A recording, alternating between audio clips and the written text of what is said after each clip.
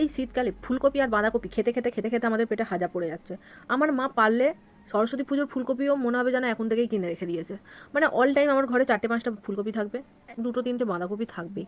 মানে সকালে টিফিনে ফুলকপি আলু ভাজা মুড়ি দিয়ে, দুপুরে ফুলকপি আলুর ঝোল নয় তরকারি, রাতে ফুলকপি আলুর তরকারি রুটি, পরের দিন সকালেও খাও ফুলকপি আলু একটু মটরশুঁটি দিয়ে দিল, নাকি অন্যরকম তরকারি হয়ে গেল।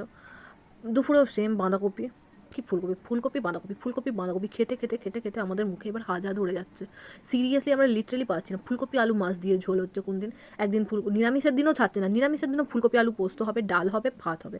রাত্রে কি না নিরামিষ ফুলকপি আলু জিরে আদা দিয়ে তরকারি আর রুটি। মানে চাউমিন বানাচ্ছে সেখানেও ফুলকপি আলু ঢুকিয়ে চাউমিন বানিয়ে দিয়ে দিচ্ছে। যাচ্ছে তাই একটা ব্যাপার ভাই আমাদের লাইফে চলছে লিটারেলি। গরমকালে পটল আর ভেন্ডি, আর শীতকালে ফুলকপি আর বাঁধাকপি। এদের পিছন আমাদেরকে যে কী পছন্দ হয় আমাদের বুঝে উঠতে পারি না। এরা আমাদের পিছন ছাড়বে না ভেবে নিয়েছে। মানুষও তো অন্য রকমের একটু খাবার বানাতে পারে, অন্য রকমও তো একটু পায়। উফ,